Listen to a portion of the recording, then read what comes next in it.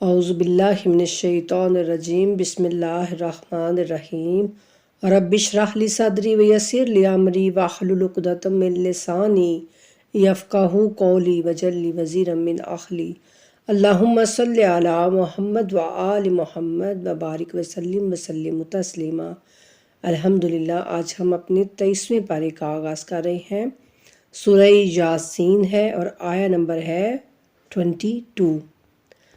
ارشاد باری تعالیٰ ہو رہا ہے کہ بسم اللہ الرحمن الرحیم، اور میں کیوں نہ اس ذات کی بندگی کروں جس نے مجھے پیدا کیا ہے اور جس کی طرف تم سب کو پلٹ کر جانا ہے۔ یہ کس کی بات ہو رہی تھی کہ جب انبیاء لوگوں کو تبلیغ کر رہے تھے تو لوگ ان کی بات نہیں سن رہے تھے، اور ایک مومن بندہ دور سے دوڑتا ہوا آیا اور اس نے آ کر یہ کہا کہ تم کیوں ایسے لوگوں کی بات نہیں سن رہے ہو جو تم سے کوئی بھی پیسے نہیں مانگ رہے ہیں، تمہیں تبلیغ کر رہے ہیں، تمہیں اللہ کا رستہ دکھا رہے ہیں، تو تم کیوں ان کی بات نہیں مان رہے ہو؟ اور اس نے پھر خود کہا کہ میں کیوں نہ اس ذات کی بندگی کروں جس نے مجھے پیدا کیا ہے اور جس کی طرف تم سب کو بھی پلٹ کر جانا ہے۔ تو کیا میں اس ذات کے علاوہ کسی کو اور کو معبود بناؤں؟ جبکہ اگر خدائے رحمان مجھے ضرر پہنچانے کا ارادہ کر لے، یعنی اگر اللہ مجھے کوئی نقصان پہنچانے کا ارادہ کرے تو ان کی شفاعت مجھے کوئی فائدہ نہیں دے سکتی اور نہ ہی وہ مجھے چھڑا سکتے ہیں۔ تب تو میں صریح گمراہی میں مبتلا ہو جاؤں گا، یعنی میں اگر اللہ کا شریک بناؤں تو میں بہت بڑی گمراہی میں پڑ جاؤں گا۔ میں تو تمہارے رب پر ایمان لے آیا ہوں، لہٰذا میری بات سن لو۔ اس سے کہہ دیا گیا کہ جنت میں داخل ہو جاؤ۔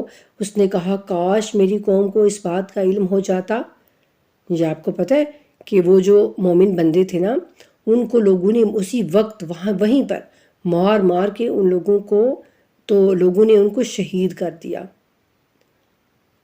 تو جب یعنی وہ شہید ہو گئے، جنت میں وہ داخل ہو گئے، تو پھر وہاں جا کے وہ کہتے ہیں کہ کاش میری قوم کو اس بات کا علم ہو جاتا کہ میرے رب نے مجھے بخش دیا اور مجھے عزت والوں میں شامل کیا ہے۔ سبحان اللہ۔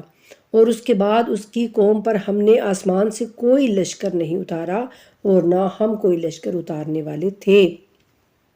وہ تو محض ایک ہی چیخ تھی، بس وہ یکایک بجھ کر رہ گئے۔ ہائے افسوس ان بندوں پر جن کے پاس جو بھی رسول آیا اس کے ساتھ انہوں نے تمسخر کیا، ان کا مذاق اڑایا۔ کیا انہوں نے نہیں دیکھا کہ ان سے پہلے کتنی قوموں کو ہم نے ہلاک کر دیا؟ اب وہ ان کی طرف لوٹ کر نہیں آئیں گے اور ان سب کو ہمارے روبرو حاضر کیا جائے گا۔ سبحان اللہ۔ یعنی اللہ کہتے ہیں کہ ایسا نہیں ہے کہ ان کو میں نے تباہ کر دیا اور وہ مر گئے، خاک ہو گئے، تو اب وہ کہیں اٹھ نہیں سکتے کبھی، بلکہ روز قیامت ان کو بھی اٹھایا جائے گا۔ اور مردہ زمین ان کے لیے ایک نشانی ہے جسے ہم نے زندہ کیا اور اس سے غلہ نکالا جس سے یہ کھاتے ہیں۔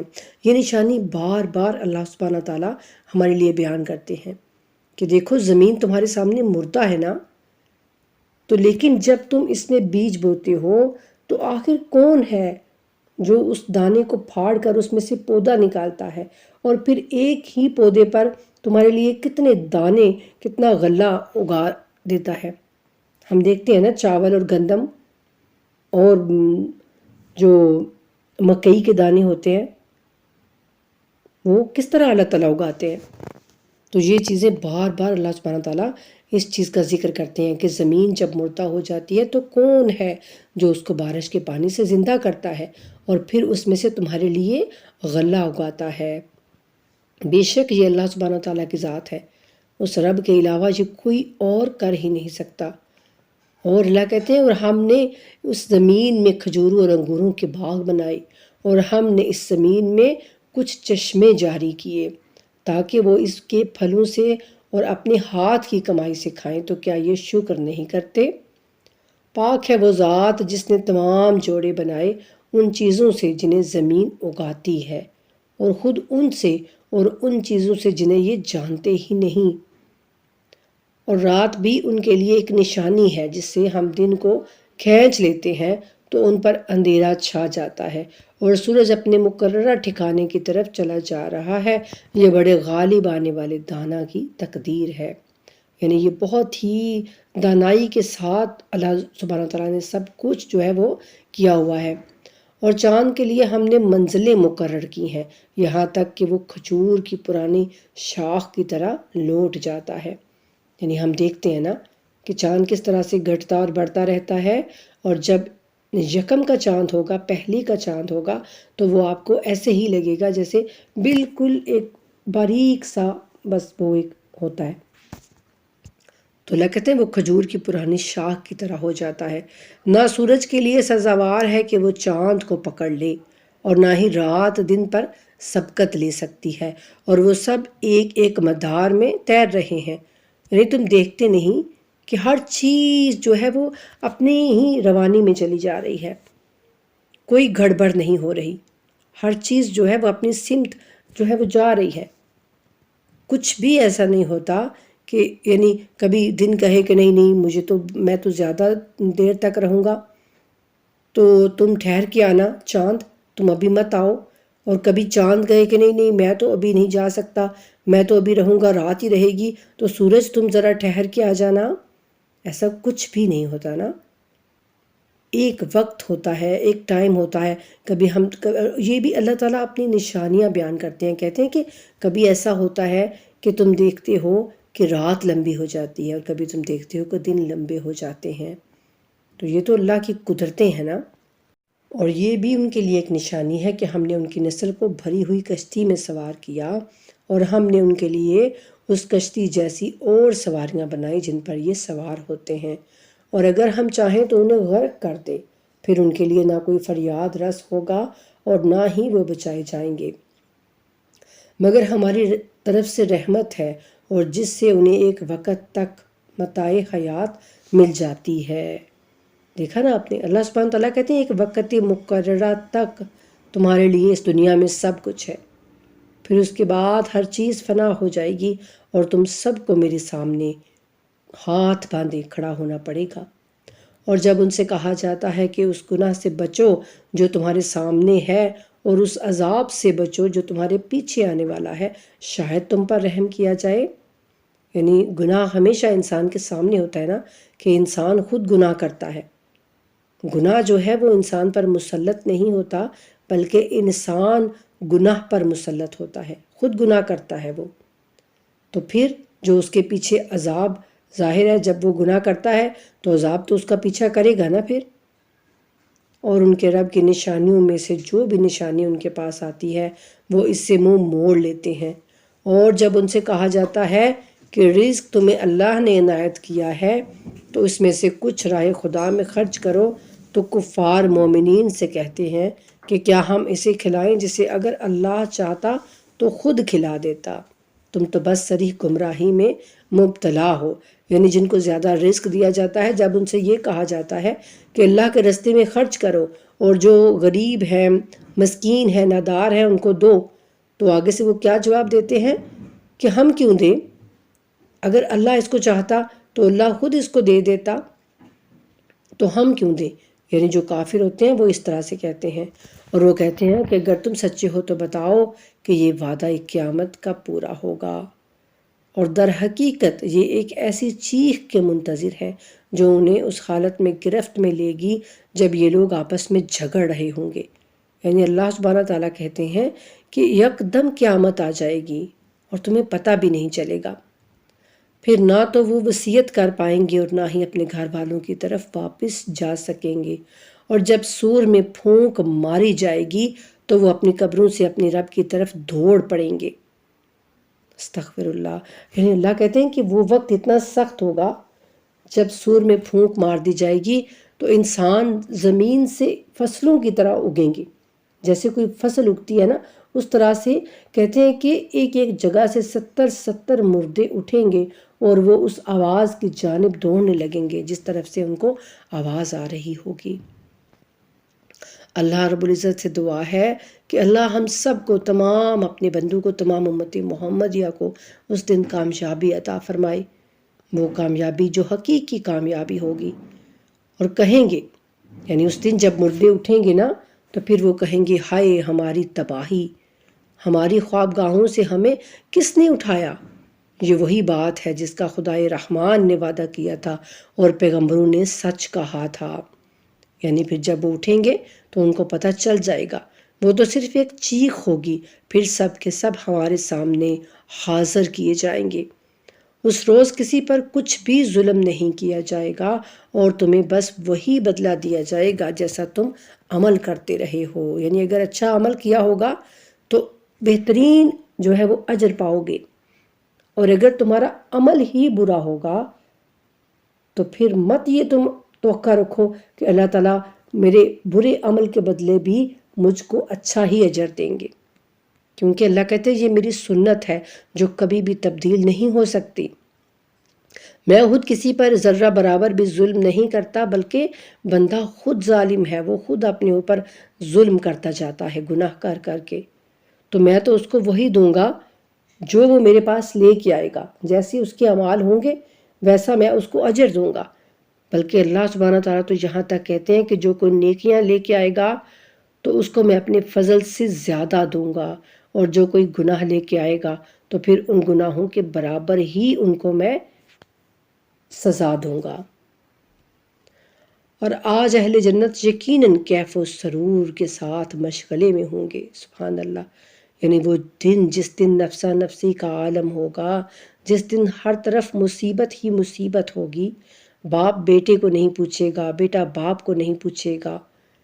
اس دن اللہ کہتے ہیں کہ جو نیک لوگ ہوں گے وہ جنت میں مسرور ہوں گے، وہ اور ان کی ازواج، جو ان کی وہاں بیویاں ہوں گی، جو بھی اللہ سبحانہ تعالیٰ نے یعنی مرد کو عورت اور عورتوں کو جو بھی مرد ان کے لیے رکھے ہوں گے، تو وہ سایوں میں مسندوں پر، یعنی خوبصورت کہہ لیں کہ صوفے جیسے ہم آج کہتے ہیں، بہترین یعنی ان کے وہ چیزیں ہوں گی جن پر وہ تکیہ لگائے بیٹھے ہوں گے۔ وہاں ان کے لیے میوے اور ان کی مطلوبہ چیزیں موجود ہوں گی، یعنی جو بھی وہ کھانا چاہیں گے ان کے لیے موجود ہوگا۔ مہربان رب کی طرف سے سلام کہا جائے گا انہیں، اور اے مجرموں آج تم الگ ہو جاؤ، یعنی دوستیوں سے کہا جائے گا، جو نافرمان لوگ ہوں گے ان سے یہ کہا جائے گا کہ آج تم الگ ہو جاؤ۔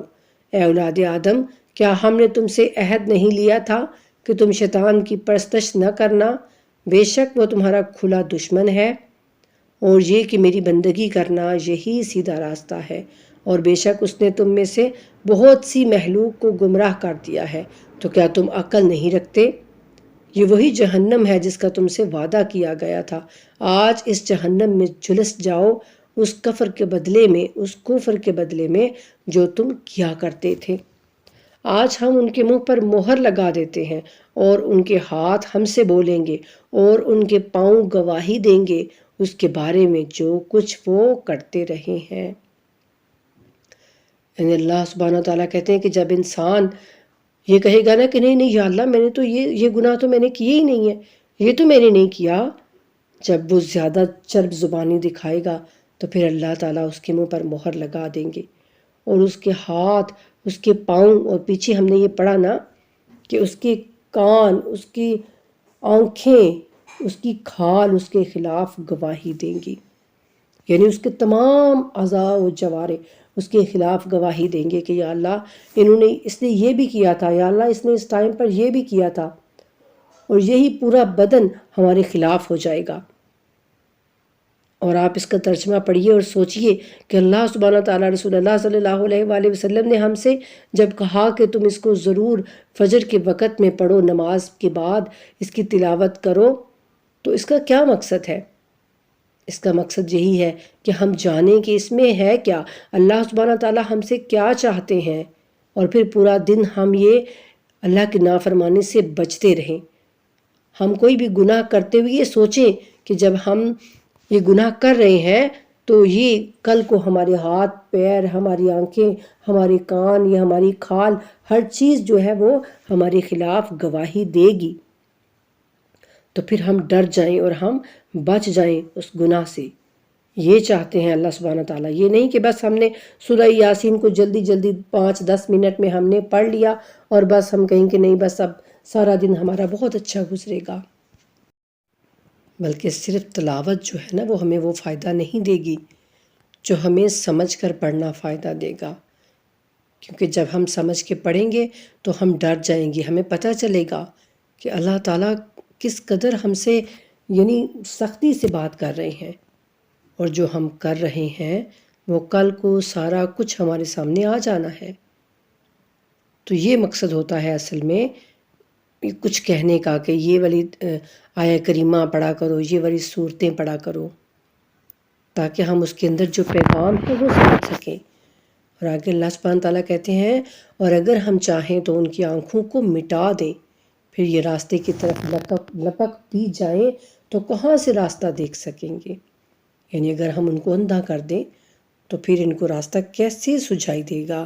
اور اگر ہم چاہیں تو انہیں انہی کی جگہ پر اس طرح مسخ کر دیں کہ نہ آگے جانے کی استطاعت ہوگی اور نہ پیچھے پلٹ سکیں گے۔ استغفر اللہ۔ اور جسے ہم لمبی زندگی دیتے ہیں اسے ہلکت میں اوندھا کر دیتے ہیں، کیا وہ عقل سے کام نہیں لیتے؟ یعنی اللہ کہتے ہیں کہ جب ہم بڑھاپا دے دیتے ہیں کسی کو جوانی کے بعد تو پھر وہ پھر اوندھا پھر وہ پلٹ جاتا ہے اپنے بچپنے کی طرف۔ ہم دیکھتے ہیں نا کہ جب کوئی بہت بوڑھا ہو جاتا ہے تو پھر وہی اس کی بچپنیکا سی حرکتیں ہو جاتی ہیں، یعنی جیسے بچے حرکتیں کرتے ہیں نا وہ بھی ویسے ہی حرکتیں کرنے لگ جاتے ہیں، چھوٹی چھوٹی باتوں پہ ضد کرنے لگتے ہیں اور بچوں کی طرح سے وہ جو ہے وہ سارا بیہیو کرنے لگتے ہیں۔ تو وہی اللہ تعالیٰ کہہ رہے ہیں کہ جب انسان کو میں بہت زیادہ عمر دے دیتا ہوں تو پھر میں اس کو بچپنے کی طرف لوٹا دیتا ہوں۔ اور ہم نے اس رسول کو شعر نہیں سکھایا اور نہ ہی یہ اس کے لیے شایان شان ہے، یہ تو بس ایک نصیحت کی کتاب اور روشن قرآن ہے، تاکہ جو زندہ ہیں انہیں تنبیہ کرے اور کافروں کے خلاف حتمی فیصلہ ہو جائے۔ کیا یہ لوگ نہیں دیکھتے کہ ہم نے اپنے دست قدرت سے بنائی ہوئی چیزوں میں سے ان کے لیے مویشی پیدا کیے، چنانچہ اب یہ ان کے مالک ہیں۔ یعنی جو جانور ہوتے ہیں اگر ہم ان کو ویسے دیکھیں تو بھینس اور یہ بیل اور اونٹ یہ کس قدر سخت جانور ہوتے ہیں نا کہ ان سے خوف آتا ہے، لیکن جب اللہ تعالیٰ انسان کی قدرت میں دے دیتے ہیں انسان ان کو پالتا ہے، ان کے ساتھ اٹیچ ہو جاتا ہے تو پھر اس کو اتنا ڈر نہیں لگتا اس سے۔ تو اللہ کہتے ہیں یہ تم ان سب چیزوں میں تم غور نہیں کرتے؟ اور ہم نے انہی کے لیے مسخر کر دیا، چنانچہ کچھ پر یہ سوار ہوتے ہیں اور کچھ کو یہ کھاتے بھی ہیں، جیسے گھوڑے کی سواری کرتے ہیں لوگ، گدھے کی سواری کرتے ہیں، اور گائے اور بھینس کا گوشت اور بکری کا گوشت وہ سب کھایا جاتا ہے، اور ان میں سے ان کے لیے دیگر فوائد اور مشروبات ہیں، یعنی کہ دودھ جو ان کا ہم پیتے ہیں۔ تو کیا یہ شکر ادا نہیں کرتے؟ اور انہوں نے اللہ کے سوا اوروں کو معبود بنا لیا ہے کہ شاید انہیں مدد مل سکے، حالانکہ وہ نہ صرف ان کی مدد نہیں کر سکتے اور وہ الٹے ان معبودوں کے تحفظ کے لیے آمادہ لشکر ہیں۔ یعنی وہ ان کی کیا مدد کریں گے، یعنی بت وغیرہ وہ کیا مدد کریں گے ان کی، بلکہ خود انسانوں کو ان کا تحفظ کرنا پڑتا ہے، ان کی صفائی ستھرائی کرنا، ان کو سجانا، ان کو وہ سارا کچھ پتہ نہیں کیا کیا کرتے ہیں مشرک لوگ۔ تو اللہ کہتے ہیں کہ یہ بلکہ ان کی حفاظت کرتے رہتے ہیں، اور خدا تو وہ ہونا چاہیے جو اپنے بندوں پر نظر رکھے، اپنے بندوں کی ضروریات کا خیال رکھے، اور لہٰذا ان کی باتیں آپ کو رنجیدہ نہ کریں۔ ہم سب باتیں جانتے ہیں، جو یہ چھپاتے ہیں اور جو ظاہر کرتے ہیں۔ رسول اللہ سے کہا جا رہا ہے کہ آپ لوگوں کی باتوں پر غم نہ کریں۔ کیا انسان یہ نہیں دیکھتا کہ ہم نے اسے نطفے سے پیدا کیا ہے، اتنے میں وہ کھلا جھگڑالو بن گیا؟ یعنی اللہ کہتے ہیں ایک ذلیل پانی کے قطرے سے میں نے تجھ کو پیدا کیا، اور آج تو اتنا بڑا ہو گیا کہ مجھ سے ہی تو جھگڑا کرنے لگا۔ پھر وہ ہمارے لیے مثالیں دینے لگا، یعنی اللہ کے لیے مثالیں بیان کرنے لگا کہ اللہ ایسا ہے، اللہ ویسا ہے، اور وہ اپنی ہلکت کو بھول جاتا ہے اور کہنے لگتا ہے کہ ان ہڈیوں کو خاک ہونے کے بعد کون زندہ کرے گا؟ یعنی وہ قیامت میں اللہ کے سامنے حاضر ہونے کا منکر ہو جاتا ہے اور کہتا ہے کہ کون ہے، جب ہم مر کھپ جائیں گے تو پھر کون بھلا زندہ کرے گا ان کو؟ تو کہہ دیجئے اے رسول ان سے کہ انہیں وہی زندہ کرے گا جس نے انہیں پہلی بار پیدا کیا تھا، اور وہ ہر قسم کی تخلیق کو خوب جانتا ہے۔ وہی ہے جس نے تمہارے لیے سبز درخت سے آگ پیدا کی، پھر تم اس سے آگ سلگاتے ہو۔ یہ پرانے وقتوں میں ایک درخت ہوا کرتا تھا جس کی لکڑی سے ہی آگ پیدا ہو جاتی تھی۔ جس نے آسمانوں اور زمین کو پیدا کیا ہے، آیا وہ اس بات پر قادر نہیں ہے کہ ان جیسوں کو پیدا کر دے؟ یعنی کوئی اور مخلوق، تم جیسی کوئی اور مخلوق پیدا کر دے، کیوں نہیں؟ وہ تو بڑا خالق و دانا ہے۔ جب وہ کسی چیز کا ارادہ کر لیتا ہے تو بس اس کا امر یہ ہوتا ہے کہ اسے یہ کہے کہ ہو جا، بس وہ ہو جاتی ہے۔ یہ انسان کو سمجھانے کے لیے ہے کہ اللہ یہ کہے، ٹھیک ہے؟ ورنہ اللہ سبحانہ تعالیٰ کوئی ایسے تو نہیں کہ کوئی جسم ہے ان کا اور زبان ہے یا اس طرح سے نہیں، بلکہ وہ تو ایک امر ہے، خود ہی اللہ تعالیٰ ایک قدرت ہے، ایک امر ہے۔ اور یعنی تو اللہ کہتے ہیں کہ بس ارادہ، اللہ کا ایک ارادہ ہوتا ہے کہ یہ کام ہونا ہے تو وہ ہو جاتا ہے۔ بس پاک ہے وہ ذات جس کے ہاتھ میں ہر چیز کی سلطنت ہے، اور اسی کی طرف تم پلٹائے جانے والے ہو۔ بے شک الحمدللہ سورہ یاسین ہمارا مکمل ہوا۔ آگے ہے سورہ الصفات۔ الصفات یہ بھی مکی سورہ ہے۔ بنام خدائے رحمان و رحیم، قسم ہے پوری طرح صف باندھنے والوں کی، پھر بطور کامل جھڑکی دینے والوں کی، یعنی فرشتے جو صفوں کے صفے باندھے کھڑے ہوں گے اور کچھ جھڑکیاں دے رہے ہوں گے کفار کو، مشرکین کو، گنہگاروں کو، پھر ذکر کی تلاوت کرنے والوں کی جو اللہ سبحانہ تعالیٰ کی ہر وقت تسبیح و تقدیس کرتے رہتے ہیں۔ یقیناً تمہارا معبود ایک ہی ہے، یعنی اللہ تعالیٰ خود اپنی وہ ایک حتمی جو بات ہوتی ہے نا، تو وہ اللہ تعالیٰ کہہ رہے ہیں کہ بالکل تمہارا جو رب ہے نا، تمہارا مالک خالق، وہ صرف اور صرف ایک ہی ہے، جو آسمانوں اور زمین اور جو کچھ ان کے درمیان ہے سب کا رب اور مشرقوں کا رب ہے۔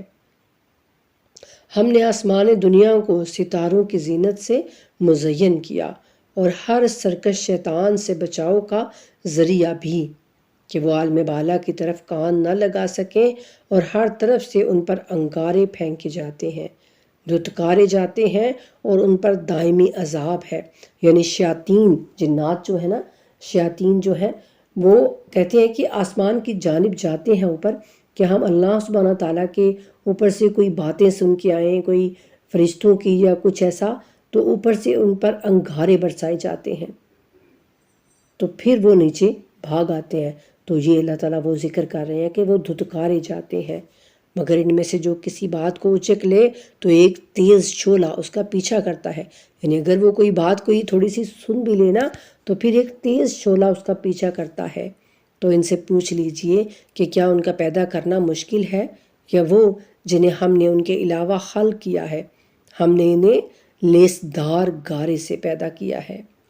یعنی مٹی جب پڑی کبھی ایسا آپ نے دیکھا ہوگا کہ دیہاتوں میں جو لوگ رہتے ہیں نا، انہوں نے شاید یہ کبھی دیکھا ہو کہ مٹی جب کبھی پانی میں پڑی رہتی ہے بہت دیر تک تو پھر اس میں ایک لیس سی پیدا ہو جاتی ہے، تو وہ اللہ کہتے ہیں کہ لیس دار گارے سے ہم نے تم کو پیدا کیا، بلکہ آپ تعجب کر رہے ہیں اور یہ لوگ مذاق کرتے ہیں۔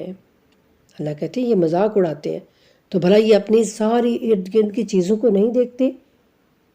تو ان کو پیدا کرنا زیادہ مشکل ہے یا پھر یہ زمین و آسمان اور ہر چیز کو پیدا کرنا زیادہ مشکل ہے؟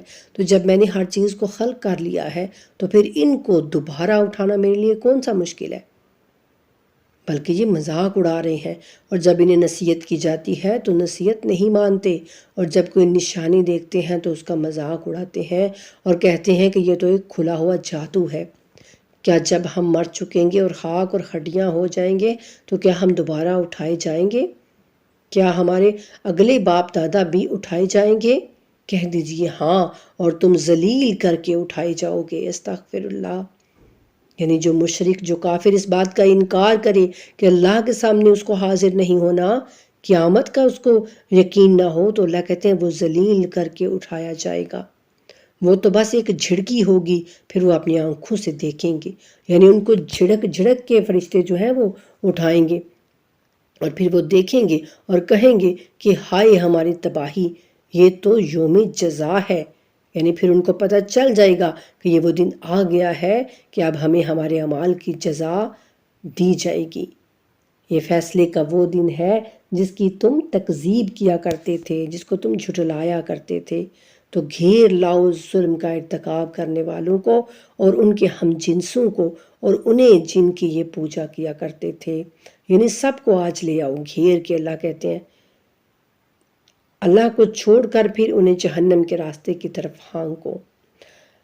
اب یہاں پر وہ لوگ نہیں ہیں جو یعنی کہ اللہ کے برگزیدہ بندے ہیں نا جو، اور ان کو اگر لوگوں نے اپنا معبود بنا لیا ہے جیسے جناب عیسیٰ علیہ السلام، تو ان کی یہ بات نہیں ہو رہی، بلکہ یہ ان کی بات ہو رہی ہے کہ جو خود بھی کفر کرتے ہیں اور پھر وہ دوسروں کو بھی کفر کرنے کے لیے کہتے ہیں، یا پھر وہ بت جو لوگوں نے بنا لیے ہیں۔ ورنہ نہ تو فرشتے یہ کہتے ہیں کہ ہم اللہ ہیں، اور نہ ہی جناب عیسیٰ علیہ السلام نے یہ کبھی کہا کہ ہم اللہ ہیں۔ ٹھیک ہے، تو یہ ان کی بات ہے۔ اللہ کہتے ہیں جو غلط یعنی ہوں گے تو ان کو ہم جو ہے وہ پھر کہیں گے فرشتوں سے کہ جاؤ ان سب کو پکڑ کے لے آؤ اور انہیں جہنم کی طرف لے جاؤ اور انہیں روکو، ان سے پوچھا جائے گا۔ اللہ سبحانہ تعالیٰ کہتے ہیں کہ جب یہ جہنم کی طرف لے کے جائے جا رہے ہوں گے تو ان سے پوچھو کہ اب تمہیں کیا ہوا ہے کہ تم ایک دوسرے کی مدد نہیں کرتے؟ یعنی وہاں تو تم بڑے بنتے تھے نا کہ آؤ ہماری بات سنو، ہم سے کوئی مسئلے پوچھو، ہم تمہاری مدد کریں گے، تو اب یہاں ان کی مدد کیوں نہیں کر رہے ہو؟ بلکہ آج تو وہ گردنیں جھکائے کھڑے ہوں گے۔ یعنی آج وہ معبود بھی جن کو خود یہ بڑا بنائے ہوئے تھے اور لوگ ان کو مانتے تھے، آج وہ بھی سب ان کے سامنے ساتھ ساتھ یعنی کھڑے ہوں گے، سارے وہ گنہگار بھی، یعنی وہ لوگ جو ان کو بڑا بنا کے پوجتے تھے اور وہ بھی جن کی پوجا کی جاتی تھی، وہ سب آج گردنیں جھکائے کھڑے ہوں گے، اور وہ ایک دوسرے کی طرف رخ کر کے باہم سوال کریں گے ایک دوسرے سے، یعنی کہتے ہیں کہ تم ہمارے پاس طاقت سے آتے تھے۔ یعنی وہ جو چھوٹے لوگ ہوں گے نا وہ کہیں گے کہ تم تو ہمارے پاس طاقت سے آتے تھے، یعنی تم ہمیں دباتے تھے کہ ہماری بات سنو۔ تو پھر آگے سے وہ کہیں گے کہ بلکہ تم خود ایمان لانے والے نہ تھے، کہ ہم نے تم پر کوئی زور زبردستی تو یعنی نہیں کی تھی، تم خود ہی ایمان لانے والے نہیں تھے، ورنہ ہمارا تم پر کوئی زور نہ تھا، بلکہ تم خود سرکش لوگ تھے۔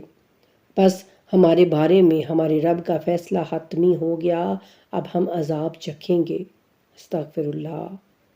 یعنی وہ خود ہی آپس میں ایک بات کریں گے اور پھر کہیں گے کہ ہمارے رب کا جو فیصلہ ہے وہ تو حتمی یعنی وہ یقیناً ہو کر رہے گا، بس ہم نے تمہیں گمراہ کیا جبکہ ہم خود بھی گمراہ تھے۔ استغفر اللہ۔ تو اس دن وہ سب کے سب عذاب میں شریک ہوں گے۔ ہم مجرموں کے ساتھ یقیناً ایسا ہی کیا کرتے ہیں۔ اور جب ان سے کہا جاتا تھا اللہ کے سوا کوئی معبود نہیں تو یہ تکبر کرتے تھے اور کہتے تھے کہ کیا ہم ایک دیوانے شاعر کی خاطر اپنے معبودوں کو چھوڑ دیں؟ استغفر اللہ۔ یعنی رسول اللہ صلی اللہ علیہ وآلہ وسلم کو وہ یہ کہہ رہے ہیں کہ یہ دیوانے ہیں، یہ شاعر ہیں۔ اللہ ہم سب کو معاف کرے۔ دیکھیے تو صحیح ذرا آپ کہ جن کو وہ پہلے صادق اور امین کہہ کر پکارتے تھے، جب وہ اللہ کی تبلیغ کرنے لگے، اللہ کی آیات کی تبلیغ کرنے لگے، تو پھر وہ لوگوں کی نظر میں شاعر اور دیوانے ہو گئے۔ یعنی شیطان اس قدر انسان کو بہکا دیتا ہے کہ اس کو سمجھ نہیں آتی کہ جب تک وہ 40 سال تک ان کے درمیان میں رہے تو وہ ان کو اتنی رسپیکٹ دیتے تھے، اتنی ان کی عزت کرتے تھے اور ان کو صادق اور امین اور اپنی امانتیں ان کے پاس رکھواتے تھے وہ مشرک، لیکن جو ہی انہوں نے اللہ وحدہ لا شریک کا پیغام ان کو پہنچایا تو اب شیطان نے ان کو الٹ پلٹ کر دیا کہ ان کو کچھ بھی سمجھ ہی نہیں آ رہی تھی۔ اور اللہ کہتے ہیں کہ نہیں، بلکہ وہ حق لے کر آئے ہیں اور اس نے رسولوں کی تصدیق کی ہے۔ یعنی جو تم سے پہلے سارے رسول آئے ہیں رسول اللہ سے، ان سب کی تصدیق کرنے والے ہیں رسول اللہ۔ کوئی نیا دین، کوئی نئی پیغام، کوئی نئی بات نہیں لے کے آئے، اور بے شک تم دردناک عذاب چکھنے والے ہو۔ اور تمہیں صرف اس کی جزا ملے گی جو تم کرتے تھے سوائے اللہ کے مخلص بندوں کے، اور ان کے لیے ایک معین رزق ہے، ہر قسم کے میوے، اور وہ احترام کے ساتھ ہوں گے نعمتوں والی جنت میں۔ یعنی جو نیکوکار لوگ ہوں گے وہ نعمتوں والی جنت میں ہوں گے، وہ تختوں پر ایک دوسرے کے سامنے بیٹھے ہوں گے اور بہتی شراب کے جام ان میں پھرائے جائیں گے۔ یعنی وہ جیسے ایک محفل لگی ہوتی ہے اس طرح سے وہ سارے محفل سجا کے بیٹھے ہوں گے، اور ان کے جو غلام ہوں گے نا وہاں جنت میں، وہ ٹرے پکڑ کے تو وہ گھوم رہے ہوں گے شراب لے کے، اور وہ شراب جو ہے وہ یہ کوئی دنیا کی طرح گندی شراب نہیں ہوگی، استغفر اللہ۔ اللہ کہتے ہیں کہ جو چمکتی ہوگی پینے والوں کے لیے لذیذ ہوگی، چمکتی ہوگی یعنی خوبصورت، صاف و شفاف ہوگی، جس میں نہ سر کا درد ہوگا اور نہ ہی اس سے ان کی عقل زائل ہوگی۔ یعنی یہ دنیاوی جو شراب ہے وہ تو اس طرح کی ہوتی ہے نا کہ وہ اس سے انسان جو ہے اس کی عقل جو ہے وہ زائل ہو جاتی ہے، اس کو پتہ ہی نہیں چلتا کہ میں کیا کر رہا ہوں، کیا کہہ رہا ہوں۔ لیکن وہ جو اللہ کہتے ہیں وہ تو جنت کی شراب جو ہے وہ اس طرح کی کوئی نہیں ہوگی، استغفر اللہ، بلکہ وہ ایک بہترین شربت ہوگا جس سے نہ ہی تمہاری عقل خراب ہوگی اور نہ ہی تمہارے سر میں درد ہوگا، اور ان کے پاس نگاہ نیچے رکھنے والی بڑی بڑی آنکھوں والی عورتیں ہوں گی۔ سبحان اللہ۔ یہ اللہ تعالیٰ نے جب عرب لوگوں کے لیے اس وقت یہ قرآن اتارا نا تو اللہ تعالیٰ نے ان کو مثالیں بھی ویسی ہی دیں۔ عرب جو ہے نا وہ یعنی ان کے لیے خوبصورتی یہ ہوا کرتی تھی کہ بڑی بڑی آنکھوں والی جو عورتیں ہیں وہ یہ گنی جاتی تھی کہ وہ بہت زیادہ خوبصورت لگتی ہیں۔ تو اللہ سبحانہ تعالیٰ نے ان کی نیچر کو دیکھتے ہوئے اسی چیز کو ان کے لیے کیا کہ ان کو سمجھ آئے، ورنہ وہاں پر کیا اور کیسے ہوگا یہ تو اللہ سبحانہ تعالیٰ جب وہاں جائیں گے تو ہی پتہ چلے گا، لیکن ان کی نیچر کو سامنے رکھتے ہوئے اللہ سبحانہ تعالیٰ نے ایسی صفات بیان کی کہ وہ جان سکیں، ان کو پتہ چل سکے کہ وہاں پر ہمیں کیا ملنے والا ہے، ٹھیک ہے۔ اور گویا کہ وہ محفوظ انڈے ہیں، سبحان اللہ، نگاہیں نیچی رکھنے والی ہیں، بڑی بڑی آنکھوں والی ہیں، اور گویا اس طرح کہ وہ محفوظ انڈے ہیں۔ اور یہ بھی کہتے ہیں کہ اس دور میں جو عورت بہت زیادہ یعنی پاکیزہ رہتی تھی اور کسی بھی مرد نے یعنی اس کو چھوا تک نہیں، اور وہ پاک و پاکیزہ ہوا کرتی تھی نا، اور اپنے آپ کو وہ یعنی باعزت طریقے سے رکھتی تھی، تو اس کے لیے یہ مثال دی جاتی تھی کہ یہ تو شتر مرغ کے انڈے کی طرح یعنی ہے، کہ جس طرح شتر مرغ اپنے انڈوں کی حفاظت کرتا ہے اور وہ بہت زیادہ ان کی کیئر کرتا ہے، تو اسی طرح وہ ایک مثال دی جاتی تھی۔ تو وہی مثال اللہ سبحانہ و تعالیٰ قرآن میں دے رہے ہیں عربوں کے لیے کہ ان کو سمجھ آئے کہ وہ کیسی عورتیں ہوں گی، ٹھیک ہے۔ پھر وہ آمنے سامنے بیٹھ کر آپس میں باتیں کریں گے، سبحان اللہ، یعنی وہ محفل میں برا جمان ہوں گے اور ایک دوسرے سے باتیں کر رہے ہوں گے، اور ان میں سے ایک کہنے والا کہے گا کہ میرا ایک ہم نشین تھا۔ یہ دیکھا نا آپ نے کہ ان کو وہ دنیا کی باتیں یعنی یاد ہوں گی کہ کس طرح سے ہم دنیا میں رہ کے آئے، کیسے کفار جو ہے وہ ہم سے باتیں کیا کرتے تھے، کیسے وہ ہم کو طعنے دیا کرتے تھے مومنوں کو، تو وہ ان سب کو وہ یاد ہوگا، تو وہاں بیٹھ کر وہ ساری باتیں کر رہے ہوں گے، اور ان میں سے کہنے والا کہے گا کہ میرا ایک دوست ہوا کرتا تھا دنیا میں، میرے ایک ساتھ تھا، تو جو مجھ سے کہتا تھا کہ کیا تم قیامت کی تصدیق کرنے والوں میں سے ہو، یعنی وہ مجھ سے یہ کہتا تھا کہ کیا تم بھی اس بات کا یقین رکھتے ہو کہ ہم پھر جب مر جائیں گے تو ہم اٹھائے جائیں گے، بھلا جب ہم مر چکیں گے اور مٹی اور ہڈیاں ہو جائیں گے تو کیا ہمیں جزا ملے گی؟ یعنی وہ دنیا میں وہ اس سے سوال و جواب کیا کرتا تھا، تو ارشاد ہوگا کیا تم دیکھنا چاہتے ہو؟ اللہ اکبر، یعنی اللہ سبحانہ و تعالیٰ کی طرف سے ارشاد ہوگا، پوچھا جائے گا کہ کیا تم اس شخص کو دیکھنا چاہتے ہو؟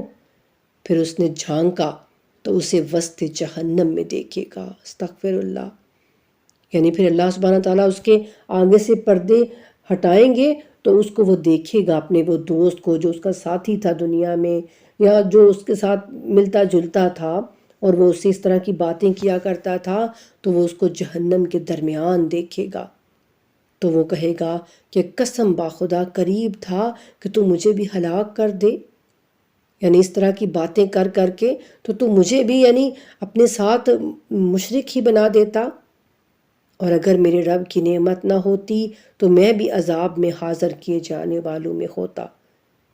یعنی اگر میرا رب مجھ پہ کرم نہ کرتا، مجھ پر اپنا فضل نہ کرتا تو میں تیری باتوں میں آ جاتا اور آج میں بھی تیرے ساتھ جہنم میں ہوتا۔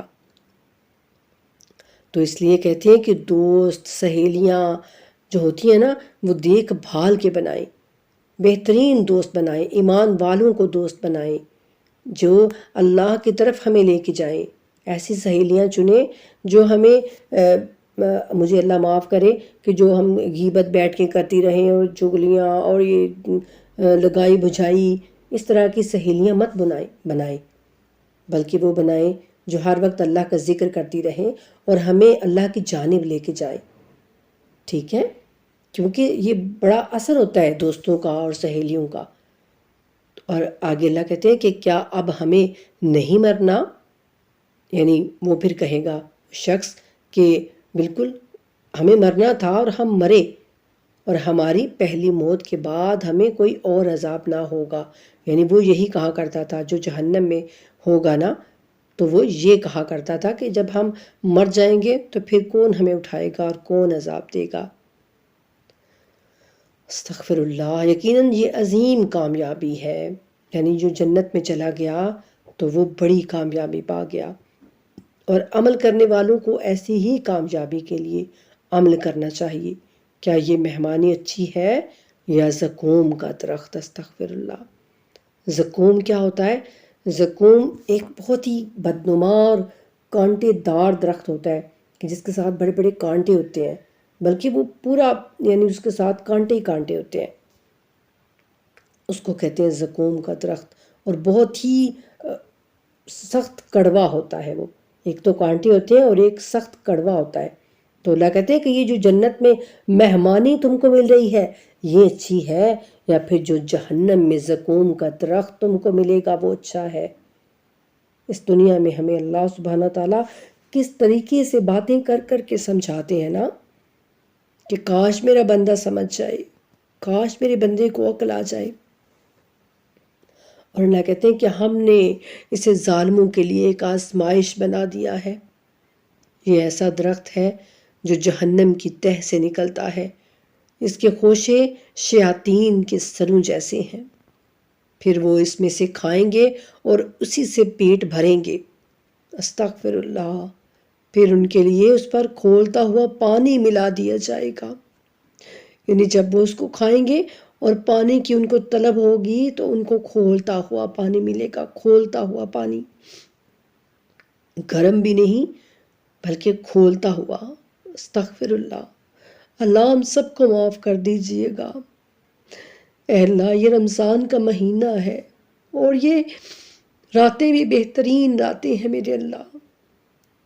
اے اللہ اب سب دعا کیجئے کہ میرے رب تمام امت محمدیہ کو بخش دیجئے۔ اے اللہ ہم سب گنہگاروں کو بخش دیجئے۔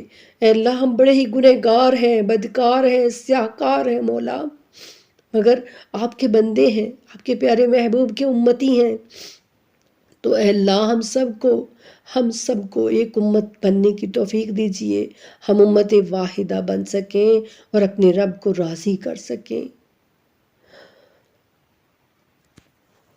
اور اللہ کہتے ہیں کہ پھر ان کا ٹھکانہ بہر صورت جہنم ہوگا، یعنی جہاں دنیا میں جو میری آیات کا انکار کرتا رہے گا، میرے قرآن کو کوئی اہمیت نہیں دے گا، میرے رسول کی بات کو نہیں مانے گا، تو پھر اس کا ٹھکانہ بے شک جہنم ہوگا۔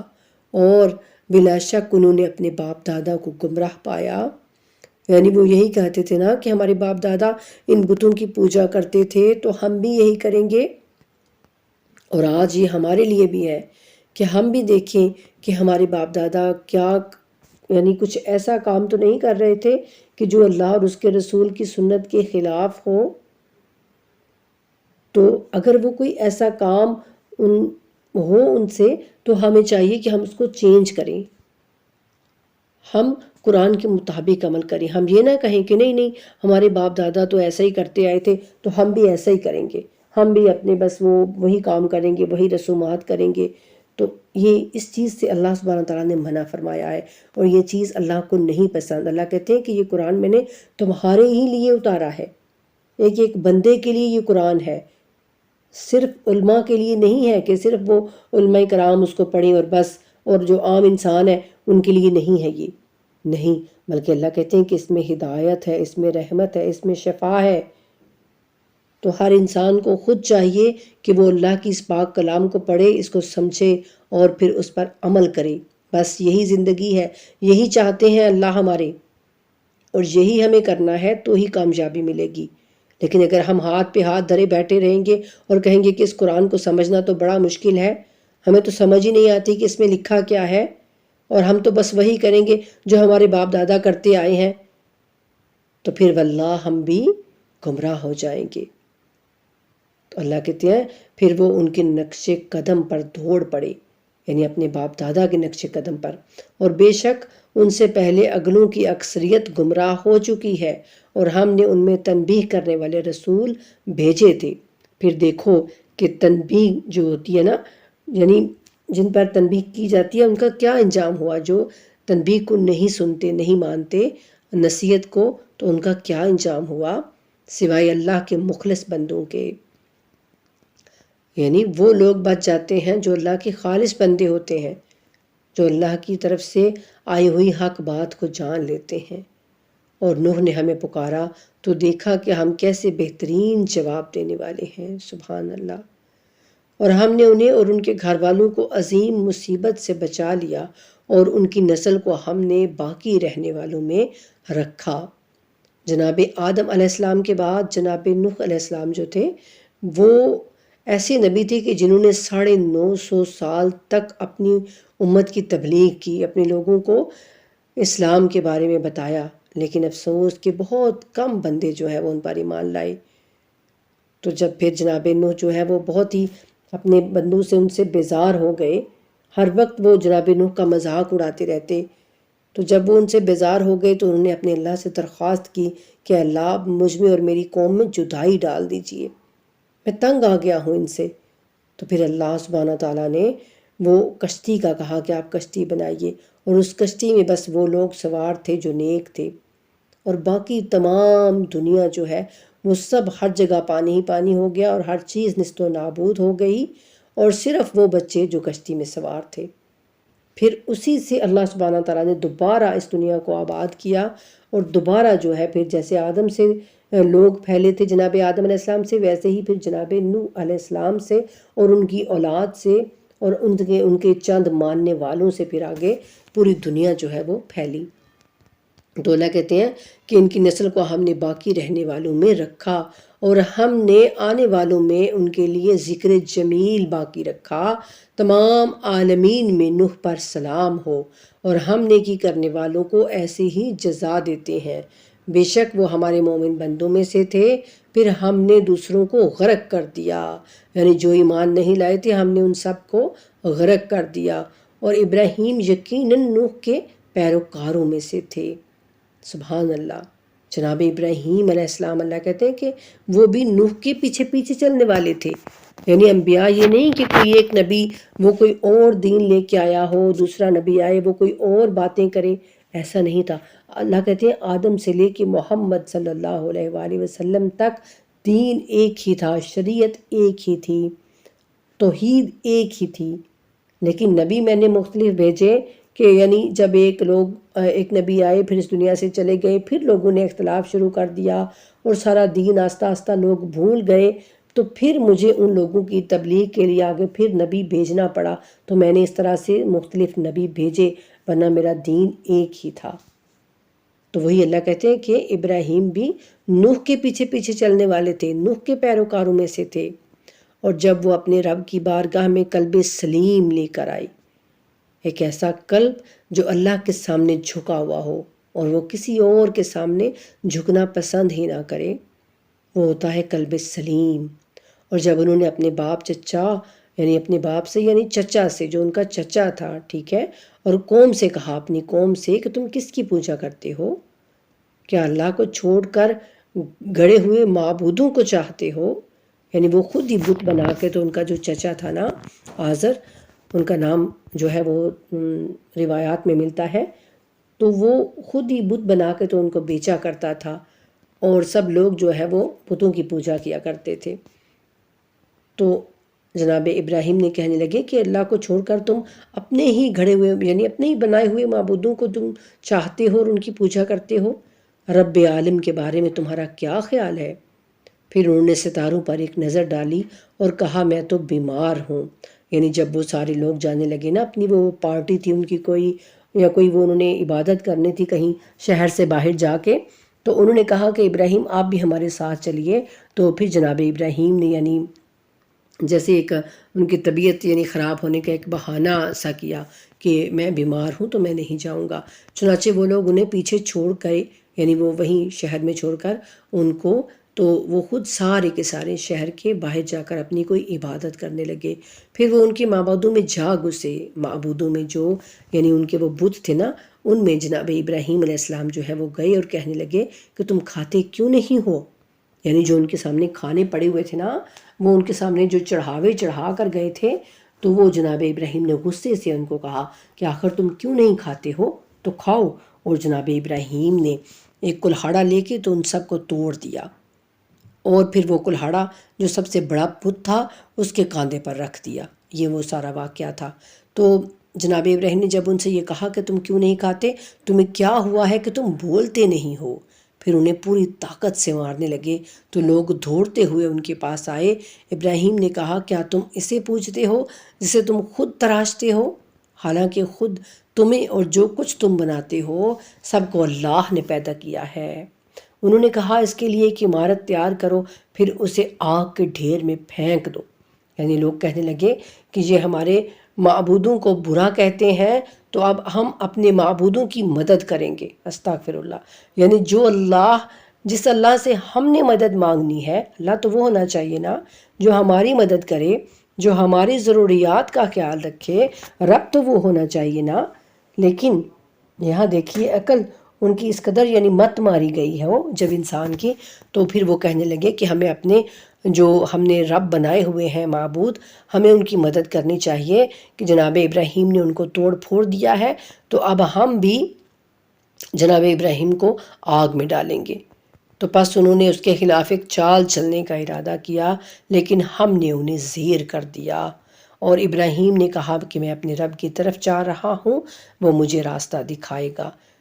ہم سب جانتے ہیں نا، بچہ بچہ الحمدللہ جانتا ہے ہمارا، کہ جب جناب ابراہیم کو ایک بہت بڑی آگ سلگھا کر جب اس کے اندر ڈالا گیا، تو اللہ سبحانہ تعالیٰ نے اس آگ کو گلزار بنا دیا۔ اس آگ کو نہ صرف اللہ نے بجھایا بلکہ وہاں پر پھول نکل آئے، وہ گل و گلزار بن گئی۔ تو پھر جناب ابراہیم کو وہاں سے کوچ کرنے کا حکم دیا گیا، ہجرت کرنے کے لیے کہا گیا۔ اور اللہ سبحانہ اور کہا کہ اے میرے رب مجھے صالحین میں سے اولاد عطا کر۔ چنانچہ ہم نے انہیں ایک بردبار بیٹے کی بشارت دی۔ پھر جب وہ ان کے ساتھ کام کاج کی عمر کو پہنچا تو کہا ہے بیٹا میں نے خواب میں دیکھا ہے کہ میں تجھے ذبح کر رہا ہوں، بس دیکھ لو تمہاری کیا رائے ہے۔ تو اس نے کہا اے ابا جان، آپ کو جو حکم ملا ہے اسے انجام دے، اللہ نے چاہا تو آپ مجھے صبر کرنے والوں میں پائیں گے۔ سبحان اللہ، یہ ہوتی ہے بیٹا اور باپ کی محبت اور تربیت، اس کو کہتے ہیں۔ جناب ابراہیم نے تربیت کی تھی نا، تو اب وہ خواب سنا رہے ہیں، کوئی حقیقت بھی نہیں کہ بیٹا مجھے یعنی اللہ نے ایک وحی بھیجی ہے، بلکہ وہ کہتے ہیں کہ میں نے ایک خواب دیکھا ہے میرے بچے۔ تو جناب اسماعیل علیہ السلام جواب دیتے ہیں کہ بابا جان، یعنی نبی کا خواب جو ہوتا ہے وہ اللہ کی طرف سے وحی ہی ہوتا ہے، تو آپ اپنا کام کیجئے، جو آپ کو حکم ملا ہے تو آپ مجھے صبر کرنے والوں میں پائیں گے۔ پس جب دونوں نے حکم خدا کو تسلیم کیا اور اسے ماتھے کے بل لٹا دیا۔ عموماً جو کسی کو بھی اگر ذبح کیا جاتا ہے کسی جانور کو، تو اس کو سیدھا لٹایا جاتا ہے نا، لیکن جہاں اللہ کہتے ہیں کہ سجدے کی حالت میں جناب اسماعیل کو جو ہے وہ لٹایا گیا ماتھے کے بل، یعنی سجدہ جیسے کوئی کرتے ہیں تو اس طرح جناب اسماعیل کو جناب ابراہیم نے اس طرح سے لٹایا اور پھر اوپر سے چھری چلائی۔ تو ہم نے ندا دی، اے ابراہیم تو نے خواب سچ کر دکھایا، اور بے شک ہم نیکوکاروں کو ایسے ہی جزا دیتے ہیں۔ یقیناً یہ ایک نمایاں امتحان تھا، بے شک یہ کوئی چھوٹا امتحان نہیں تھا، بہت بڑا امتحان تھا، بہت بڑا، اپنے ہی بیٹے کی قربانی دینا اللہ کی بارگاہ میں۔ تو اللہ کہتے ہیں کہ یہ ایک نمایاں امتحان تھا، اور ہم نے ایک عظیم قربانی سے اس کا فدیہ دیا، یعنی اللہ کہتے ہیں کہ ہم نے ایک عظیم قربانی سے اس کا بدل کر دیا۔ اور ہم نے آنے والوں میں ان کے لیے ذکر جمیل باقی رکھا، اور ابراہیم پر سلام ہو، ہم نیکوکاروں کو ایسے ہی جزا دیتے ہیں، اور یقیناً وہ ہمارے مومن بندوں میں سے تھے۔ اور ہم نے ابراہیم کو اسحاق کی بشارت دی کہ وہ صالحین میں سے نبی ہوں گے، اور ہم نے ان پر اور اسحاق پر برکات نازل کیں، اور ان دونوں کی اولاد میں نیکی کرنے والا بھی ہے اور اپنے نفس پر صریح ظلم کرنے والا بھی ہے۔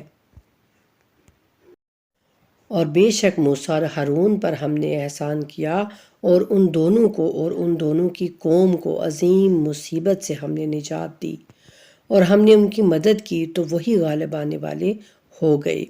اور ہم نے ان دونوں کو روشن کتاب دی، اور ان دونوں کو سیدھا راستہ ہم نے دکھایا، اور ہم نے آنے والوں میں ان دونوں کے لیے ذکر جمیل باقی رکھا۔ موسیٰ اور ہارون پر سلام ہو، ہم نیکی کرنے والوں کو ایسے ہی جزا دیتے ہیں۔ یہ دونوں ہمارے مومن بندوں میں سے تھے، اور الیاس بھی یقیناً پیغمبروں میں سے تھے۔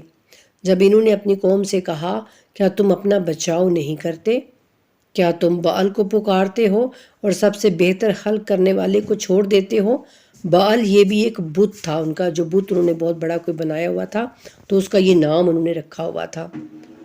اللہ ہی تمہارا اور تمہارے پہلے باپ دادا کا رب ہے۔ تو انہوں نے ان کی تکذیب کی، پس وہ حاضر کیے جائیں گے سوائے اللہ کے مخلص بندوں کے۔ اور ہم نے آنے والوں میں ان کے لیے ذکر جمیل باقی رکھا، اور آل یاسین پر سلام ہو۔ سبحان اللہ۔ آل یاسین کون ہے؟ آل یاسین یعنی یاسین جو ہے وہ رسول اللہ صلی اللہ علیہ وآلہ وسلم کا لقب ہے، ان کا ناموں میں سے ایک نام ہے، ٹھیک ہے؟ اور جو ان کی آل اولاد ہے ظاہر ہے وہ آل یاسین۔ تو یہاں پر یہ کہا گیا کہ جو آل یاسین ہے وہ آل محمد صلی اللہ علیہ وآلہ وسلم ہے۔ تو اللہ سبحانہ تعالیٰ نے رسول اللہ صلی اللہ علیہ وآلہ وسلم کی آل پر بھی سلام بھیجا ہے، اور اسی لیے رسول اللہ کا ارشاد ہے کہ دیکھو مجھ پر درود مکمل پڑھا کرو۔ جب صحابہ کرام رضوان اللہ اجمعین نے پوچھا کہ یا رسول اللہ کون سا مکمل درود ہم پڑھیں، تو آپ نے فرمایا کہ یوں کہا کرو، اللہم صلی علی محمد و آل محمد، یعنی ساتھ میں میری آل کا بھی ذکر کیا کرو، خالی اللہم صلی علی محمد نہ کہا کرو، ٹھیک ہے؟ ہم نیکی کرنے والوں کو ایسے ہی جزا دیتے ہیں، بے شک وہ ہمارے مومن بندوں میں سے تھے۔ اور لوط بھی یقیناً پیغمبروں میں سے تھے، جب ہم نے انہیں اور ان کے سب گھر والوں کو نجات دی، سوائے ایک بڑھیا کے جو پیچھے رہ جانے والوں میں سے تھی۔ پھر ہم نے سب کو ہلاک کر دیا، اور تم دن کو بھی ان بستیوں سے گزرتے رہتے ہو اور رات کو بھی، تو کیا تم عقل سے کام نہیں لیتے؟ اور یونس بھی یقیناً پیغمبروں میں سے تھے، جب وہ بھری ہوئی کشتی کی طرف بھاگے، پھر کرا ڈالا تو وہ مات کھانے والوں میں سے ہوئے۔ پھر مچھلی نے انہیں نگل لیا اور وہ اپنے آپ کو ملامت کر رہے تھے۔ پھر اگر وہ تسبیح کرنے والوں میں سے نہ ہوتے تو قیامت تک اس مچھلی کے پیٹ میں رہ جاتے۔ استغفر اللہ۔ اللہ کے نبی جناب یونس علیہ السلام کی بات ہو رہی ہے، یعنی اللہ کی نافرمانی کرنا جو ہے وہ کس قدر جو ہے وہ غلط بات ہے، کہ اگر اللہ کا نبی وہ بالکل تھوڑی سی انہوں نے ایک خطا کی، بالکل تھوڑی سی، جب انشاءاللہ ان کی واقعات کی تفصیلات میں ہم جائیں گے نا رمضان کے بعد، تھوڑا تھوڑا کر کے پھر ہم پڑھا کریں گے، اور کچھ آیات تو پھر ہم ان کی تفصیلات بھی جاننے کی کوشش کیا کریں گے انشاءاللہ۔ تو اللہ سبحانہ تعالیٰ ہم سب کو اپنی نافرمانی سے بچائے رکھے، اور ہم نے بیمار حالت میں انہیں چٹیل میدان میں پھینک دیا۔ اللہ اکبر۔ الحمدللہ ہمارا جو ہے وہ پارہ نمبر 23 نصف تک ہو گیا، تو اب اگلے درس میں پھر نصف سے آگے پڑھتے ہیں۔ وما علینا الا البلاغ المبین۔ اللہم صلی علی محمد وآل محمد وعجل فرجہم وفرجنا بہم برحمتک یا ارحم الراحمین، آمین الہی آمین۔